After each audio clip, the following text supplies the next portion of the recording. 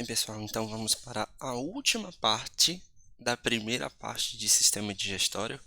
Vamos terminar agora com a faringe, né, a famosa garganta. Então, como é a faringe, né? A faringe é um tubo músculo membranoso longo de 12 a 14 centímetros de comprimento. Como vocês irão observar, como a gente vai comentar, é toda essa região músculo-membranosa, perfeito? E ela vai até aqui, ó, a borda inferior da cartilagem cricóidea, tá bom? A partir dela, a continuação se chamará esôfago. Ela vai ser moldada como um cone invertido, porque essa porção mais superior dela, ela é mais larga do que a porção inferior. Como estou colocando para vocês, ela inicia-se aqui na região da base do crânio, porque vocês estão vendo aqui, olha, o osso esfenóide, o osso occipital. Ela inicia desde essa região da base do crânio e vai até o nível inferior da cartilagem cricóide, aproximadamente ali a C6. Ela vai ser contínua com o esôfago posteriormente e ela vai ser contínua anteriormente com a laringe, certo? Então lembra, ó, a faringe, ela inicia desde aqui da base do crânio, até que quando ela alcança aqui, ela vai até aqui essa porção inferior da cartilagem cricóidea. Seguindo é o esôfago. Anteriormente vai ser a laringe. A gente sabe que bem aqui essa porção já é o início da laringe, tá?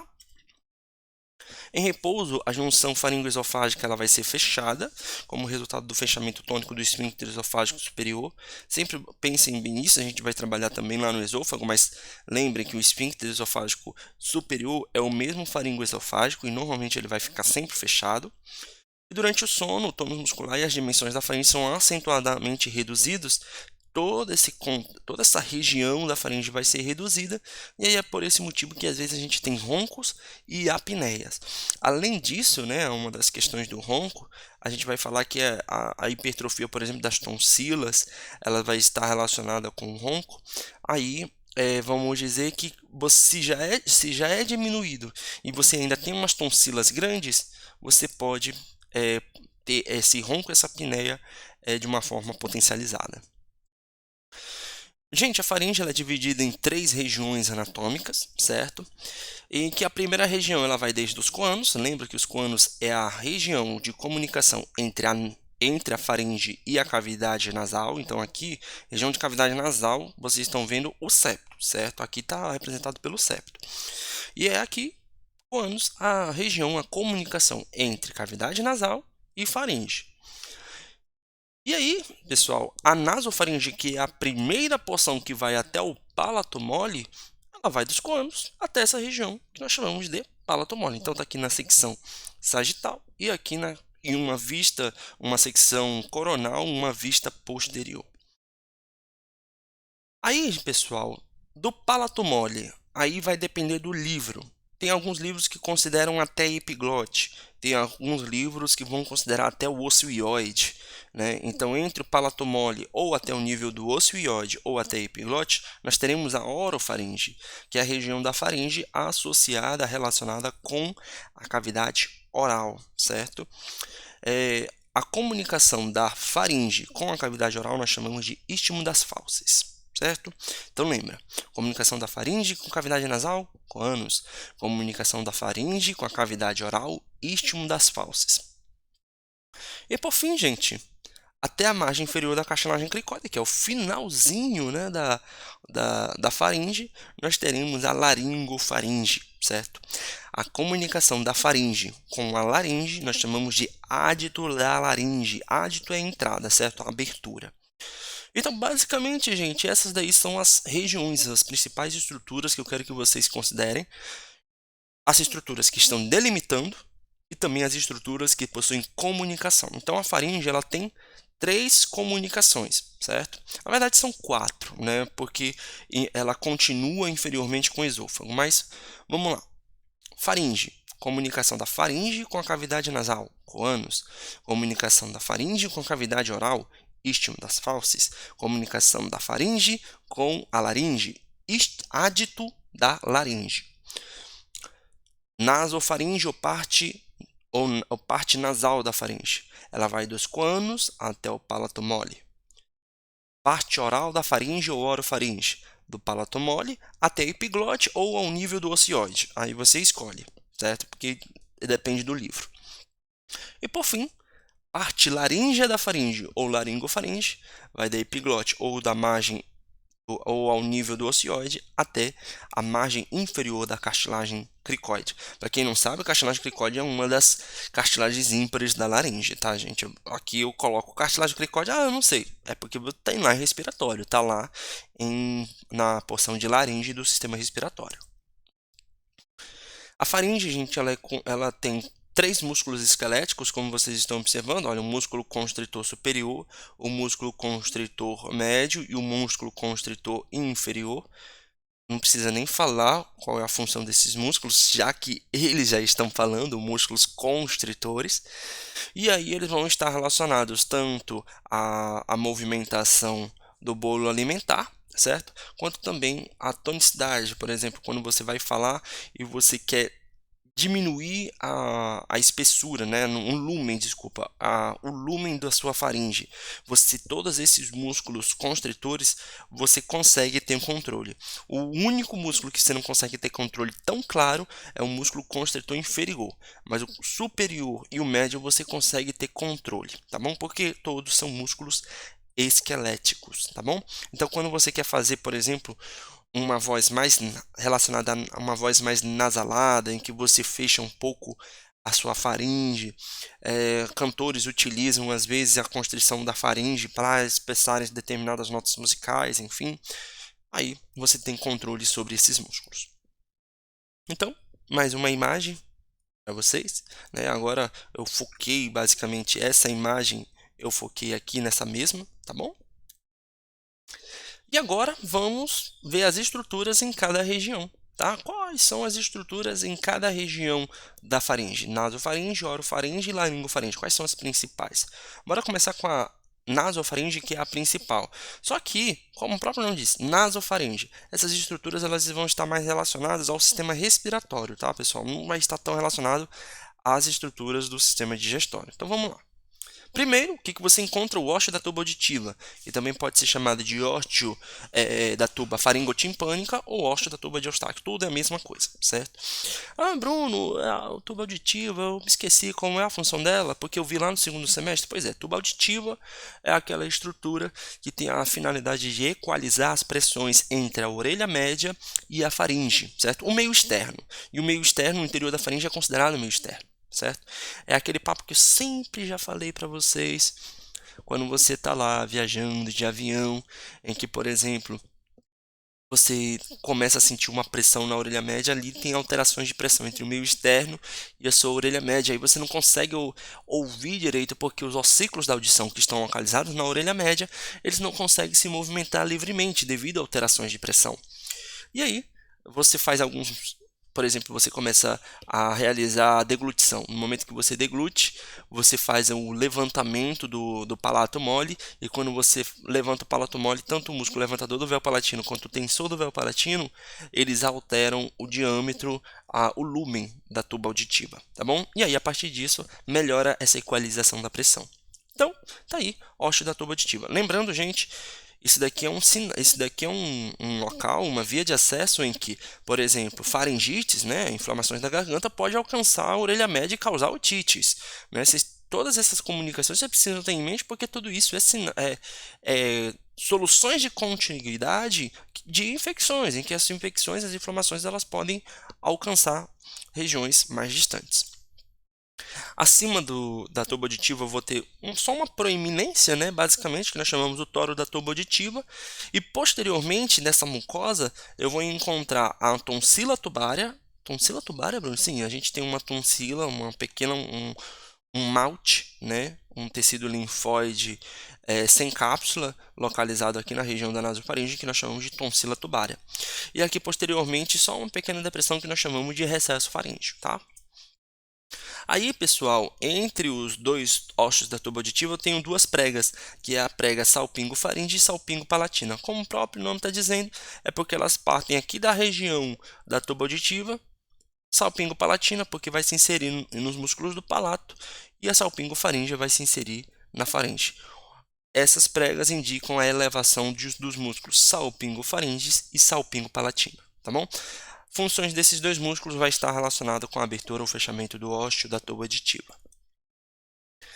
E aí é onde, na nasofaringe, que nós encontramos a tonsila faringe, que nós também chamamos de adenoide, certo? Em que, basicamente, a adenoide, né, a tonsila faringe, é um tecido linfóide associado a mucosas. Eles não têm cápsula, é um tecido linfóide que não tem cápsula. Ah, Bruno, quem é que tem cápsula? Timo, baço, linfonodos, tem cápsula. Né? Basicamente, isso daqui é um tecido solto, tudo bem? Normalmente, após o nascimento, ela cresce rapidamente, mas aí ela começa a atrofiar a partir dos 8 ou 10 anos de idade. E como vocês já sabem, porque vocês estudaram sistema imune no semestre passado, a tonsila faringe está relacionada com a defesa das vias aéreas superiores. No entanto, tem algumas pessoas, inclusive o professor que está falando agora, ele tem uma tonsila faríngea muito grande. Ele precisa fazer tonsilectomia.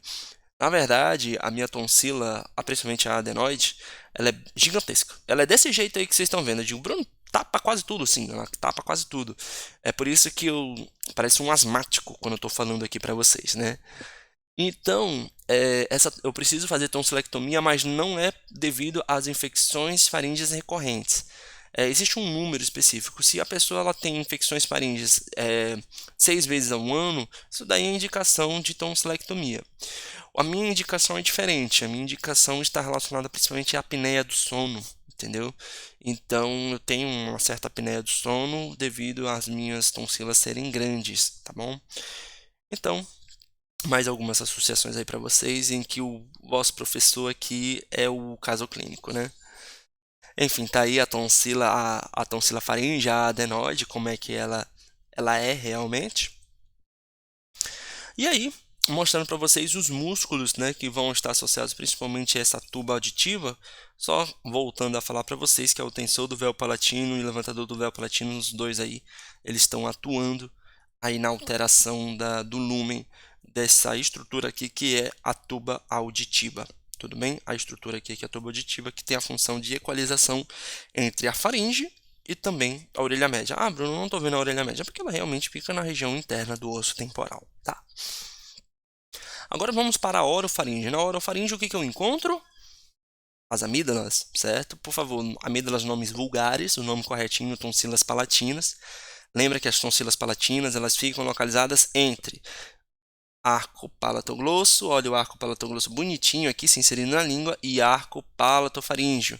Esses dois arcos, eles indicam a proeminência dos músculos palatoglosso e palatofaríngeo, tudo bem?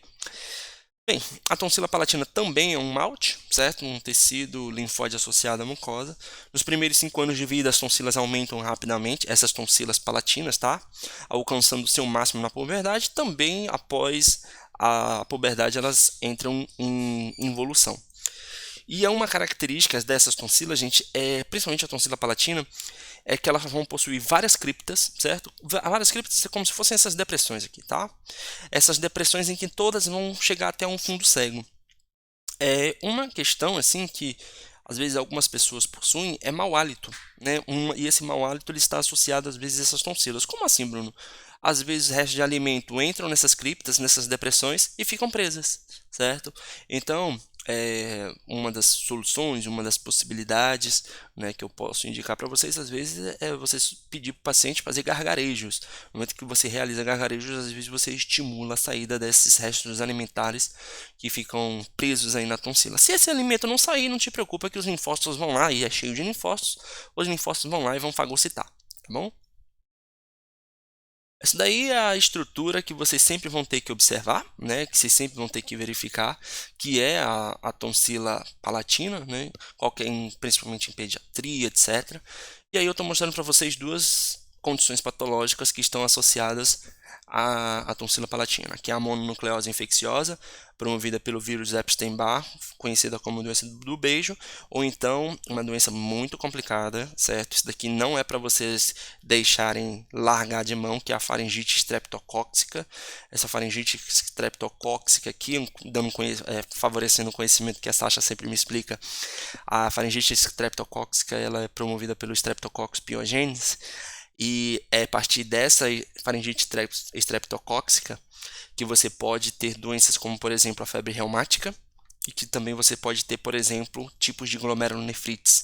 Então, o Streptococcus pyogenes ele pode estar relacionado a doenças posteriores, entendeu? Então, não é algo que você diz, ah, não, é só uma faringite. Não, isso daqui precisa ser tratado, né? E qual é o problema? É que aqui você não consegue observar a diferença clínica olhando somente a tonsila.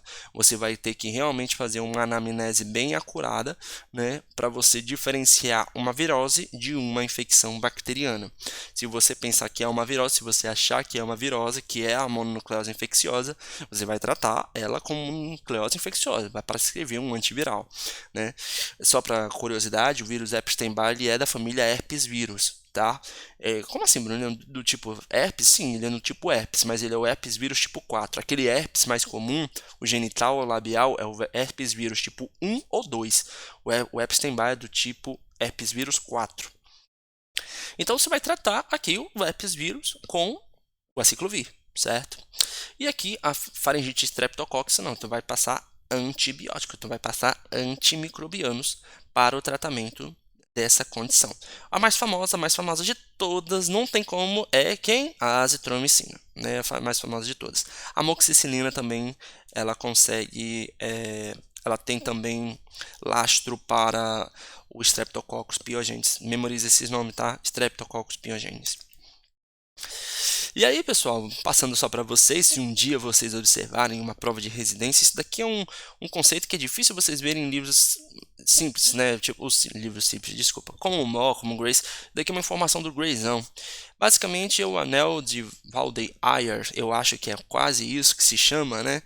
É porque, como não é tão comum, eu não sei pronunciar. Mas, basicamente, são os anéis, todas as tonsilas que estão localizadas na faringe, né? Na faringe não, nessa região entre a cavidade nasal, oral e a faringe, em que é composta pela tonsila faríngea, a tonsila tubar, as tonsilas palatinas e a tonsila lingual. A tonsila lingual a gente já comentou para ela, né, gente? Ela está localizada lá na base da língua, tá bom? Então, basicamente, esses daí são todos os tecidos linfóides associados a mucosas aqui na região da faringe, cavidade nasal e cavidade oral, tá bom? Aí, pessoal, uma das características da faringe é que ela atua tanto como trajeto para a via respiratória quanto trajeto para a via dos alimentos. As características, as contrações musculares que vão estar associadas à deglutição ou à respiração, vocês vão ver lá na tutoria, no capítulo, na parte quando vocês forem estudar motilidade. Motilidade não pensa que é somente no trato gastrointestinal, não, gente. Motilidade também está associada aqui à deglutição. Mas de uma forma geral, por exemplo, né, vamos levar em consideração como se fosse aqui uma... Primeiro vamos falar aqui com respirando mesmo, né? Na respiração, o ar entra pela cavidade nasal. Como está tudo aberto aqui, olha, podem observar que está tudo aberto, aí o ar ele entra aqui pela laringe e vai embora. Aí sem problema. Mas aí eu vou deglutir. O que vai acontecer? Quando eu vou deglutir, os fenômenos que vão acontecer é o levantamento do palato mole, ou seja, o palato mole sobe e ele vai fechar essa região, certo? Por isso que quem é que vai atuar nessa região? Por exemplo, o levantador do véu palatino. Ele vem aqui, ele vem se contrair e ele vai fechar essa região. Tudo bem? Tanto o levantador quanto o tensor do véu palatino fecha. Aí no momento que ele fecha, o alimento que está vindo aqui pela cavidade oral, ele precisa passar pelo esôfago. Aí nesse movimento, a epiglote desce e aí ela fecha aqui a região da glote, certo? Ah, Bruno, você não falou que é ádito da laringe essa região? Sim, o ádito da laringe é isso daqui, olha. Vou riscar. Ádito da laringe. Lembra que essa região aqui é a glote. Então, quando a epiglote fecha, meio que esse ádito da laringe some, né? E aí, basicamente, é por isso que a gente fala, a epiglote fecha a glote. Porque a glote ela está localizada nessa região aqui onde eu estou passando, tá, gente? Essa região aqui localizada entre as duas pregas vocais. Essa região, quando a epiglote está aberta, é que nós chamamos de ádito da laringe. Aqui, ó, bem certinho, ádito da laringe, tá bom? E aí, quando o alimento vem, né, na hora que você vai deglutir, o alimento vem, ele vai encontrar a glote fechada, vai encontrar o palato mole fechando aqui também, e aí o alimento, ele segue, tá bom? Tudo tranquilo, tudo de boa? Bem, pessoal, a primeira parte da aula é essa, né? E aí, em seguida, a gente vai começar logo as partes dos órgãos abdominais, né? Embora o esôfago ele inicie lá no pescoço e vai até a região do abdômen, nós iremos tratar o esôfago agora como se fosse numa segunda parte da aula.